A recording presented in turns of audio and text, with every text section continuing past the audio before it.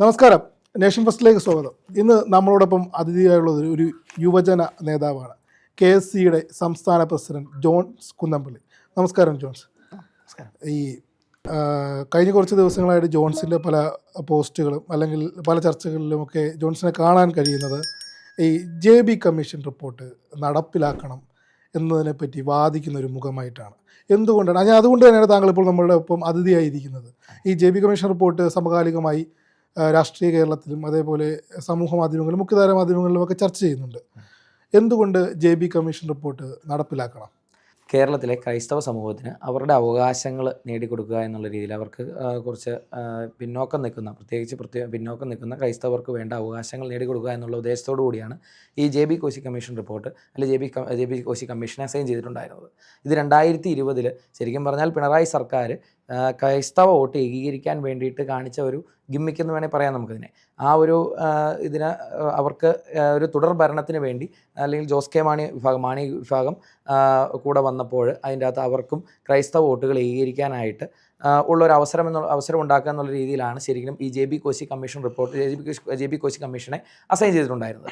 പക്ഷേ ഈ 2023 ഈ JB കോശി കമ്മീഷൻ എന്ത് ചെയ്തു, റിപ്പോർട്ട് വെച്ചിട്ടും ഈ 2023 വെച്ച റിപ്പോർട്ട് ഇതുവരെ 2026 അത് പ്രസിദ്ധീകരിക്കാനായിട്ട് അല്ലെങ്കിൽ സഭയിൽ വെക്കാനായിട്ട് ഇതുവരെ കേരള സർക്കാർ തയ്യാറായിട്ടില്ല. അപ്പോൾ അതിൻ്റെ അകത്ത് നമ്മൾ ഈ കഴിഞ്ഞ ദിവസം നോക്കിയിട്ടുണ്ടെങ്കിൽ കഴിഞ്ഞ ഒരു 2 ആഴ്ചയ്ക്കുള്ളിൽ നമ്മുടെ കത്തോലിക്ക സഭയുടെ മുഖപത്രമായിട്ടുള്ള ദീപിക പത്രത്തിൽ എന്ത് ചെയ്തു, അവിടെ AKCCയുടെ ഗ്ലോബൽ ഡയറക്ടറായിട്ടുള്ള ഫിലിപ്പ് കവീലച്ചൻ ഒരു എഡിറ്റോറിയൽ എഴുതുകയുണ്ടായി. JB കോശി കമ്മീഷൻ റിപ്പോർട്ട് പ്രസിദ്ധീകരിക്കണം. അതിന് മുന്നേ തന്നെ പല പ്രക്ഷോഭങ്ങളും ഈ പറയുന്ന T സിദ്ദിഖ് MLA ഇതിനു മുന്നേ നിയമസഭയിൽ ഇതിനെക്കുറിച്ച് ഇത് പ്രസിദ്ധീകരിക്കണമെന്ന് ആവശ്യപ്പെട്ടിട്ടുണ്ടായിരുന്നു. അതുപോലെ പല പ്രക്ഷോഭങ്ങളും സെക്രട്ടേറിയറ്റിന് മുന്നിൽ ഞാനടക്കം ഉള്ള പല രാഷ്ട്രീയ സാമുദായിക നേതാക്കളെല്ലാം പങ്കെടുത്തുകൊണ്ട് പല പ്രക്ഷോഭങ്ങളും ചങ്ങനാശ്ശേരി രൂപതയുടെ നേതൃത്വത്തിലും പല രൂപതകളുടെ നേതൃത്വത്തിലൊക്കെ നടന്നിട്ടുണ്ട്. അപ്പോൾ ഇതെല്ലാം വരുമ്പോഴും ഇവർ പ്രസിദ്ധീകരിക്കുമെന്ന് പറയുന്നതല്ലാതെ ഇതുവരെ പ്രസിദ്ധീകരിച്ചിട്ടില്ല. അപ്പോൾ ഈ കഴിഞ്ഞ ദിവസം ഈ ദീപികയിൽ ഈ ഇത് വന്നു കഴിഞ്ഞപ്പോൾ, ഒരു എഡിറ്റോറിയൽ വന്നു കഴിഞ്ഞപ്പോൾ മുഖ്യമന്ത്രി പത്രസമ്മേളനം വിളിച്ച് പറഞ്ഞു, ഞങ്ങൾ 220 കാര്യങ്ങൾ JB കോശി കമ്മീഷൻ റിപ്പോർട്ടിൽ 284 പോയിന്റുകളാണുള്ളത്. ഈ 284 220 എണ്ണം നടപ്പിലാക്കിയെന്ന് പറഞ്ഞു. ഈ 220 എണ്ണം നടപ്പിലാക്കിയെന്ന് അവർ പറഞ്ഞാൽ മാത്രം നമുക്ക് സമ്മതിക്കാൻ പറ്റില്ലല്ലോ. ഇതിനകത്ത് 220 എണ്ണം നടപ്പിലാക്കിയിട്ടുണ്ടെങ്കിൽ അതിന് വേണ്ട ഒരു മെച്ചവും ഇന്ന് നമ്മുടെ ഇവിടെ നോക്കിയിട്ടുണ്ടല്ലോ, പ്രത്യേകിച്ച് മധ്യ കേരളത്തിലാണ് ക്രൈസ്തവ സമൂഹം കൂടുതലായിട്ടുള്ളത്. ഇവിടെയൊക്കെ നോക്കിയിട്ടുണ്ടെങ്കിൽ നമ്മുടെ കൺമുന്നിൽ ഒരിക്കലും നമുക്ക് ഈ ക്രൈസ്തവ ന്യൂനപക്ഷങ്ങളുടെ ഇടയിൽ അതിന് വേണ്ട മെച്ചം ഒന്നും നമുക്ക് കാണാനായിട്ട് സാധിച്ചിട്ടില്ല. ഈ 2023 കിട്ടിയപ്പോൾ മുതൽ 220 കാര്യങ്ങൾ നടപ്പിലാക്കിയെന്ന് പറഞ്ഞിട്ടുണ്ടെങ്കിൽ ഒരു കാരണവശാലും നമുക്ക് ആർക്കും, ഞാനടക്കമുള്ള ക്രൈസ്തവർക്ക് ആർക്കും ഇതൊന്നും കാണാനായിട്ട് നമ്മുടെ കൺമുന്നിലൊന്നും കാണാൻ സാധിക്കുന്നില്ല. അപ്പോൾ അതുകൊണ്ടാണ് ഇത് പ്രസിദ്ധീകരിച്ച് ഇതിൻ്റെ അകത്ത് എന്തൊക്കെയുണ്ട് എന്നുള്ളത് മനസ്സിലാക്കണം എന്നുള്ള ഒരു ആവശ്യം ഉള്ളതുകൊണ്ടാണ് നമ്മൾ ഇതിന് JB കോശി കമ്മീഷൻ റിപ്പോർട്ട് പ്രസിദ്ധീകരിക്കണം. ഈ CPM നേതൃത്വം കൊടുക്കുന്ന ഇടതുപക്ഷ സർക്കാർ ഇത്രയും നാൾ ഇത്തരത്തിൽ ഈ കമ്മീഷൻ റിപ്പോർട്ട് മൂടി വെച്ചുകൊണ്ട് ക്രൈസ്തവരെ ഒപ്പം നിർത്തി പറ്റിക്കുകയായിരുന്നു. ഈ ഒരു കമ്മീഷൻ റിപ്പോർട്ടിൻ്റെ മാത്രമല്ല, കഴിഞ്ഞ 9.5 വർഷമായിട്ട് നോക്കിയിട്ടുണ്ടല്ലോ, ഇപ്പോൾ 10 കൊല്ലമാവുന്നു. ഈ 10 കൊല്ലം നോക്കിയിട്ടുണ്ടെങ്കിൽ PR വർക്കുകളിലൂടെ അല്ലെങ്കിൽ ആളുകളുടെ കണ്ണിൽ പൊടി ഇട്ടുകൊണ്ട് മാത്രം ഭരണം തുടർന്നു പോകുന്ന ഒരു ഇടത് സർക്കാരിനെയാണ് കാണുന്നത്. അപ്പോൾ അവർക്ക് വേണ്ട, അല്ലെങ്കിൽ നമ്മൾ നോക്കിക്കുക, നമ്മൾ കഴിഞ്ഞ തവണ തുടർഭരണം നേടിയെടുത്തത് എങ്ങനെയാണ്, അവർ ആ കോവിഡിനെ മാക്സിമം അവർ മുതലാക്കി അവർ എന്ത് ചെയ്തു, അവരാണ് രക്ഷകരെന്നുള്ള രീതിയിൽ ആളുകളുടെ കണ്ണിൽ പൊടിയിട്ട് മാത്രമാണ്. അപ്പോൾ ഈ JB കോശി കമ്മീഷൻ റിപ്പോർട്ട് എന്ന് പറയുന്നത് അവർ ശരിക്കും പറഞ്ഞാൽ ക്രൈസ്തവ വോട്ട് ഏകീകരിക്കാൻ വേണ്ടി മാത്രമായിട്ട് നടത്തിയ ഒരു PR ഡ്രാമയാണ് ശരിക്കും അത്. അപ്പോൾ അതുകൊണ്ട് CPM എന്നുള്ള പ്രസ്ഥാനം അങ്ങനെ പക്ക PR ലൈനുകളിൽ ചെയ്തു വരുന്ന ഒരു ഇതാണ് ഈ പറയുന്ന JB കമ്മീഷൻ റിപ്പോർട്ട്. പക്ഷേ അത് എന്ത് ചെയ്യണം, അത് പ്രസിദ്ധീകരിച്ച് നമ്മുടെ ക്രൈസ്തവരിൽ പിന്നോക്കം നിൽക്കുന്നവർക്ക് വേണ്ട അവകാശങ്ങൾ നേടി കൊടുക്കേണ്ടതായിട്ടുണ്ട്. ഈ CPM LDFനോടൊപ്പം ചേർന്ന് നിൽക്കുന്ന ജോസ് കെ മാണി, അത് മധ്യ കേരളത്തിൽ അദ്ദേഹം ഒരു ക്രിസ്ത്യൻ വോട്ടുകൾ വലിയൊരു പൊളിറ്റിക്കൽ പെനട്രേഷൻ നടത്താൻ കഴിയുന്ന ഒരു വ്യക്തിയാണ്. അദ്ദേഹം CPMനോടൊപ്പം ചേർന്ന് ഈ JB കമ്മീഷൻ റിപ്പോർട്ട് നടപ്പാക്കാതെ, അവകാശങ്ങളെ സംരക്ഷിക്കാതെ ക്രൈസ്തവരെ പറ്റിച്ചു എന്നൊരു വിലയിരുത്തലുണ്ടോ? 100% നമുക്ക് ഈ ജോസ് കെ മാണിയെ എന്ന് പറയുന്ന ഒരു വ്യക്തിയെ വിലയിരുത്തുമ്പോൾ ഒരു ആട്ടിൻതോലിട്ട ചെന്നായി എന്നുള്ള രീതിയിലാണ് നമുക്ക് അദ്ദേഹത്തെ വിലയിരുത്താൻ സാധിക്കുന്നത്. കാരണം കഴിഞ്ഞ 4.5 വർഷമായിട്ട് അദ്ദേഹം ഇടത് പക്ഷത്തിൻ്റെ കൂടെയുണ്ട്. ഈ കഴിഞ്ഞ 4.5 വർഷം കൊണ്ട് ഈ പറയുന്ന 2023 വെച്ച JB കമ്മീഷൻ റിപ്പോർട്ട് പുറത്തിറക്കുന്നതിനായിട്ട് ഇതുവരെ അദ്ദേഹം ഒരു സമ്മർദ്ദം അവിടെ ചെലുത്തിയിട്ടില്ല. ഈ കഴിഞ്ഞ ദിവസം നോക്കിയ ഭിന്നശേഷി സംവരണം ആയിട്ട് ബന്ധപ്പെട്ട് അധ്യാപന നിയമനത്തിൽ ഇതുവരെ നമ്മുടെ പാർട്ടി ഞങ്ങളുടെ പാർട്ടിയുടെ executive chairman Mons Joseph MLA നിയമസഭയിൽ അത് ഉന്നയിക്കുന്നതോടം വരെ ഈ ഒരു പ്രശ്നം ഒരു കാരണവശാൽ ഒരു തരത്തിലും ഉന്നയിക്കാനായിട്ട് ജോസ് കെ മാണിക്കോ മാണി ഗ്രൂപ്പിനോ ഒരിക്കലും സാധിച്ചിട്ടില്ല. നിയമസഭയിൽ അവരുടെ MLA-മാരുണ്ട്, മന്ത്രിയുണ്ട്, ഇവർക്ക് ആർക്കും ഇതൊന്നും സാധിച്ചിട്ടില്ല. അപ്പോൾ ശരിക്കും പറഞ്ഞാൽ അവരും ഈ CPM-ൻ്റെ കൂടെ ചേർന്ന് കുറച്ച് PR വർക്കുകളിലൂടെ തന്നെ ആളുകളുടെ കണ്ണിൽ പൊടിയിടുന്നതാണ്. കാരണം കഴിഞ്ഞ ഒരു 2 വർഷത്തിനുള്ളിലാണ് 50% ന്യൂനപക്ഷങ്ങളുടെ സ്കോളർഷിപ്പ് വെട്ടിക്കുറയ്ക്കുന്ന ഒരു സാഹചര്യം ഉണ്ടായി. അത് പിൻവലിച്ചു. പക്ഷേ ഇതൊക്കെ വരുമ്പോഴും ജോസ് കെ മാണി വിഭാഗമൊക്കെ അപ്പുറത്ത് തന്നെ നിൽക്കുക. ഇവർ ക്രൈസ്തവരുടെ ഒരു മുഖം എന്നൊക്കെ പറയുന്നു. ഈ അധ്യാപന നിയമനം പറഞ്ഞു കഴിഞ്ഞപ്പോൾ അതിൻ്റെ അകത്ത് ഏറ്റവും കൂടുതൽ പേടിച്ച് ചങ്ങനാശ്ശേരി പിതാവിൻ്റെ അരമനയിലേക്ക് ശിവൻകുട്ടിയുമായിട്ട് ചെന്ന് കയറിയത് ഈ ജോസ് കെ മാണി തന്നെയാണ്. അപ്പോൾ അതുകൊണ്ട് നമുക്ക് വ്യക്തമായിട്ട് അതിൽ നിന്നൊക്കെ മനസ്സിലാക്കാവുന്ന കാര്യമേ ഉള്ളൂ. ജോസ് കെ മാണി എന്ന് പറയുന്ന വ്യക്തി അല്ലെങ്കിൽ അവരുടെ ഒരു പ്രസ്ഥാനം എന്ന് പറയുന്നത് ശരിക്കും പറഞ്ഞാൽ ഒരു ആട്ടിൻതോലിട്ട ചെന്നായി തന്നെയാണ്. അവർക്ക് ഭരണം മാത്രം മതി, വേറൊന്നുമില്ല. ഇപ്പോൾ അത് ഇങ്ങോട്ട് വരാനായിട്ട് തയ്യാറെടുത്തുകൊണ്ടിരിക്കുകയെന്നൊക്കെ എയറിലുണ്ട്. അത് അത്തരത്തിൽ ഒരു പെട്ടെന്നുള്ള ഒരു കൂടുമാറ്റം ജോസ് കെ മാണിക്ക് സാധ്യമാകുമോ UDF-ലേക്ക്? ജോസ് കെ ഈ പറയുന്ന സാഹചര്യത്തിൽ അവർ വന്നിട്ടുണ്ടെങ്കിൽ സ്വീകരിക്കുമെന്ന് പറയുന്ന ഒരു വിഭാഗം UDF-ലുണ്ട്. അപ്പോഴൊരു ചോദ്യം ചോദിക്കാനുള്ളത്, കൃത്യമായി ഇപ്പം KSCയെ സംബന്ധിച്ച് അല്ലെങ്കിൽ UDF-ൻ്റെ ഭാഗമായിരിക്കുന്ന ഒരുപാട് അസോസിയേറ്റഡ് സംഘടനകൾ, അവരുടെ വിദ്യാർത്ഥി സംഘടനകൾ മാണി സാറിനെ ഇത്രയും ദ്രോഹിച്ചു എന്ന് പറയപ്പെടുന്ന LDF-നൊപ്പം കൊണ്ടുവന്ന് അവരുടെ തൊഴുത്തിൽ കൊണ്ടുവന്ന് എമ്മിനെ കെട്ടുകയാണ്. കേരള കോൺഗ്രസ് എമ്മിനെ കെട്ടുന്നു. ഈ കഴിഞ്ഞ കാലങ്ങളിലത്രയും നിങ്ങൾ ആശയപരമായി നടത്തിയ യുദ്ധങ്ങൾ, നേരിട്ട് നടത്തിയ യുദ്ധങ്ങൾ, അല്ലെങ്കിൽ അവരെ വിമർശിച്ചു കൊണ്ടിരുന്നത്, ഇതെല്ലാം തന്നെ ഒറ്റ ദിവസം കൊണ്ട് UDF എന്ന കോൺഗ്ലോമറേറ്റിലേക്ക് വന്ന് ചേരുമ്പോൾ മറക്കാനായിട്ട് നിങ്ങളെപ്പോലുള്ളവർ തയ്യാറാകുമോ? നമുക്ക് ഓരോരുത്തർക്കും അതിൻ്റേതായിട്ടുള്ള ബുദ്ധിമുട്ടുണ്ട്. കഴിഞ്ഞ ദിവസം തന്നെ നമ്മുടെ ന്യൂസ് 18 ചാനലിൽ നമ്മുടെ പാർട്ടിയുടെ കോർഡിനേറ്റർ പറഞ്ഞു, ഈ പാർട്ടിക്ക് വേണ്ടി വെള്ളം കോരിയവരും അതിനടുത്ത് വേണ്ടി പണിയെടുത്തവരും ഒരുപാട് ആളുകളുണ്ട്. ഈ ഐക്യജനാധിപത്യ മുന്നണിയോട് ചേർന്ന് നിന്ന് അവർ ഈ പറയുന്ന ഇടത് സംഘടനയിൽ നിൽക്കുന്ന ജോസ് കെ മാണി വിഭാഗത്തിനെതിരെ ഫൈറ്റ് ചെയ്തിട്ടുള്ള ഒരുപാട് ആളുകളുണ്ട്. അപ്പോൾ അവരിങ്ങ് പെട്ടെന്ന് വരുമ്പോൾ നമുക്ക് ഓരോരുത്തർക്കും അതിൻ്റേതായിട്ട് ബുദ്ധിമുട്ടുകളുണ്ട്. നമുക്ക് അവരെ അക്സെപ്റ്റ് ചെയ്യാനായിട്ട് നമുക്ക് തീർത്തും അതിൻ്റേതായിട്ടുള്ള ബുദ്ധിമുട്ടുകളുണ്ട്. കാരണം നമ്മുടെ ഐക്യജനാധിപത്യ മുന്നണിയോടും അല്ലെങ്കിൽ KM മാണി സാറും PJ ജോസഫ് സാറൊക്കെ പടുത്ത് ഉയർത്തിക്കൊണ്ട് വന്ന കേരള കോൺഗ്രസിൻ്റെ എല്ലാ ആശയങ്ങളും വിട്ടുകൊണ്ടാണ് എന്ത് ചെയ്യുന്നത്, ഈ പറയുന്ന കർഷക മക്കൾക്ക് വേണ്ടി അല്ലെങ്കിൽ മലയോര മക്കൾക്ക് വേണ്ടി അല്ലെങ്കിൽ പ്രതിദാനം ചെയ്യുന്നത് ക്രൈസ്തവ സമൂഹത്തിന് വേണ്ടി പ്രതിദാനം ചെയ്യുന്ന ഒരു പാർട്ടി എന്നുള്ള രീതിയിലൊക്കെ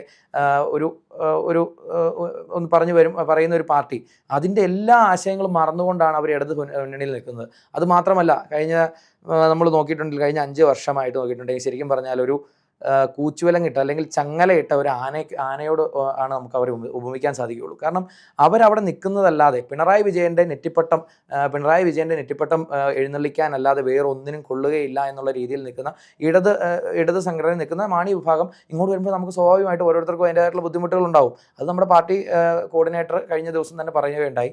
അപ്പോൾ അത് UDF-ന് ഈ പറയുന്ന ജോസ് കെ മാണി വിഭാഗം വന്നില്ലെങ്കിൽ പോലും ഇപ്പോഴത്തെ സാഹചര്യത്തിൽ ഭരണത്തിലേക്ക് എത്താനായിട്ട് ഒരു ബുദ്ധിമുട്ടും ഉണ്ടാവുകയില്ല.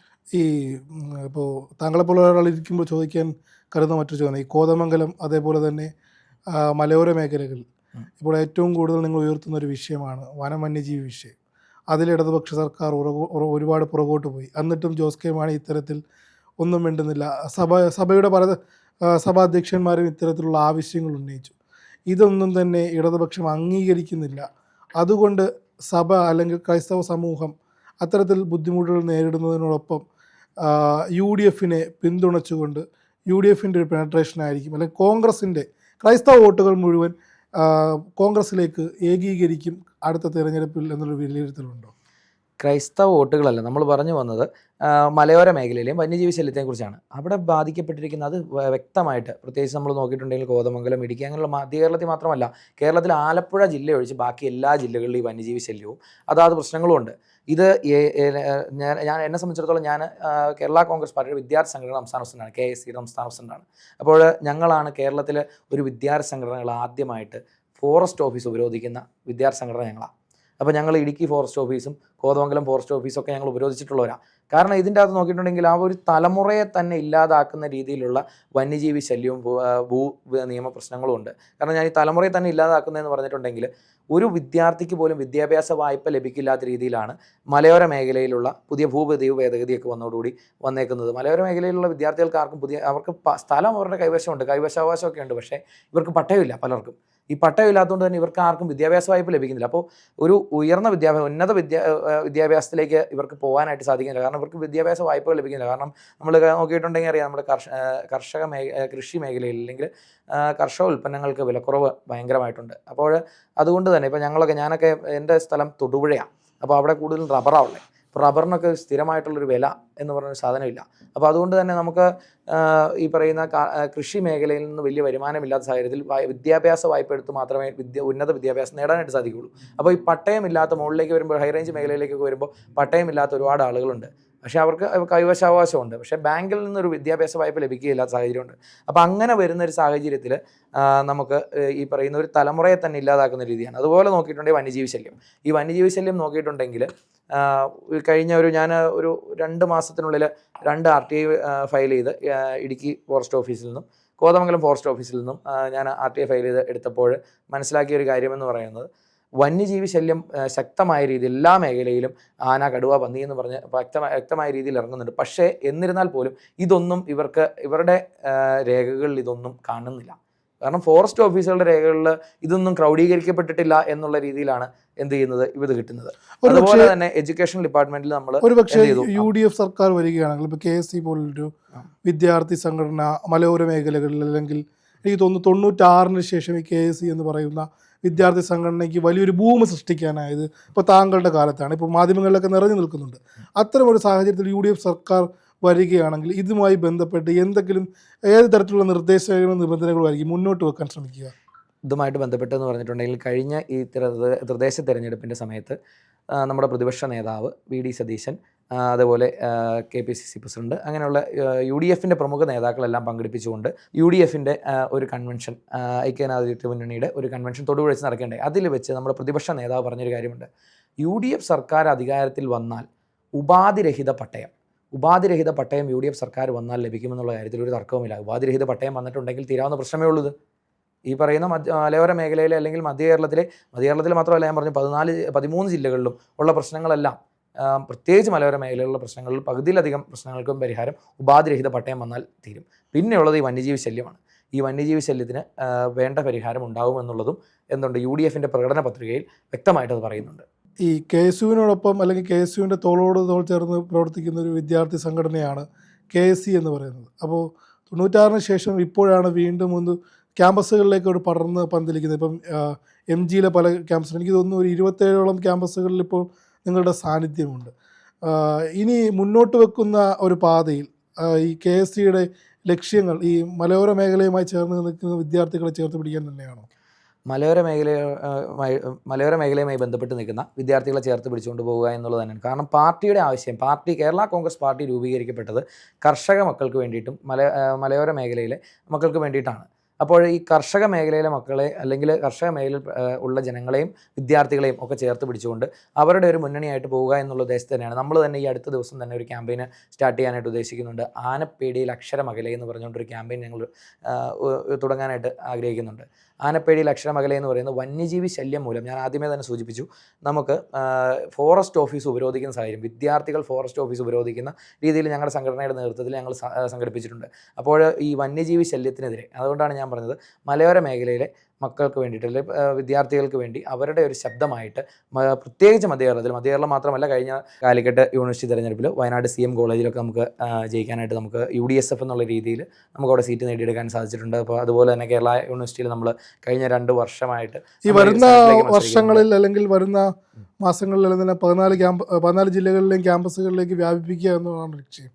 അത് തന്നെ എന്തുകൊണ്ടും പാർട്ടിക്ക് കരുത്തേകുക എന്നുള്ളതാണ്. ഒരു പാർട്ടിയെ സംബന്ധിച്ചിടത്തോളം അതിൻ്റെ പോഷക സംഘടനകളാണ് അതിൻ്റെ ഒരു സ്രോതസ് അല്ലെങ്കിൽ ഒരു അടിയൊഴുക്ക് എന്ന് പറയുന്നത്, അല്ലെങ്കിൽ ഒരു റിക്രൂട്ടിംഗ് ഏജൻ്റ് എന്ന് പറയുന്നത് അവരുടെ പോഷക സംഘടനകളാണ്. അതുകൊണ്ട് തന്നെ കേരള കോൺഗ്രസ് പാർട്ടിയെ തിരിച്ചതിൻ്റെ പഴയ ശക്തിയിൽ പ്രതാപത്തിലേക്ക് എത്തിക്കുക എന്നുള്ള ഉദ്ദേശത്തോടു കൂടിയാണ് നമ്മൾ ശക്തമായ രീതിയിൽ എൻ്റെ നേതൃത്വത്തിൽ സംസ്ഥാന സെക്രട്ടേറിയറ്റാണ് ഞങ്ങൾക്കുള്ളത്.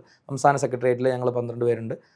ഞാനടക്കം 13 പേരാണ് സംസ്ഥാന സെക്രട്ടേറിയറ്റിൽ വരുന്നത്. അപ്പോൾ ഞങ്ങൾ ശക്തമായ രീതിയിൽ അതിന് മുൻകൈ എടുത്ത് പ്രവർത്തിക്കുന്നുണ്ട്. എന്തായാലും മലയോര വിദ്യാർത്ഥികൾക്ക് വേണ്ടിയുള്ള പോരാട്ടം തുടരട്ടെ. ഇത്രയും തിരക്കുകൾക്കിടയിലും എറണാകുളത്തെത്തിയപ്പോൾ നമ്മളോടൊപ്പം സമയം ചെലവഴിച്ചതിന് വളരെയധികം നന്ദി. Thank you.